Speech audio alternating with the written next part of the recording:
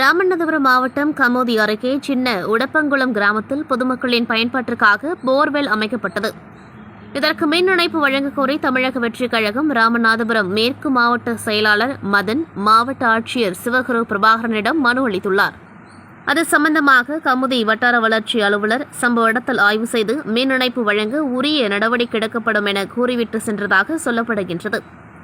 இந்த நிலையில் திமுக கமுதி வடக்கு ஒன்றிய செயலாளர் வாசுதேவன் மற்றும் அவரது மகன் உள்ளிட்டோர் தாவிக மாவட்ட செயலாளரை அநாகரிகமாக பேசி கொலை மிரட்டல் விடுத்தும் காவல்துறையினர் முன்னிலையில் மதன் மற்றும் அவரது குடும்பத்தினரையும் அநாகரிகமாகவும் ஒருமையில் பேசி கொலை மிரட்டல் விடுத்த வீடியோ தற்பொழுது வைரலாகி வருகின்றது.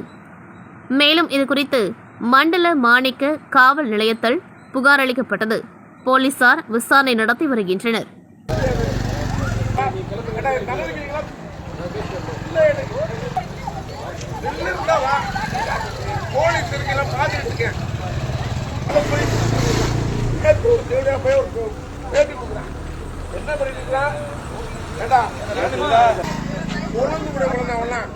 சாப்பிடுறதுக்கு வழியில ஆத்தாளுக்கு நான் தான் வீடு கொடுத்துருக்கேன். அவளுக்கு ஆத்தாளுக்கு ஓய்வு தான் வாங்கி கொடுத்தேன்.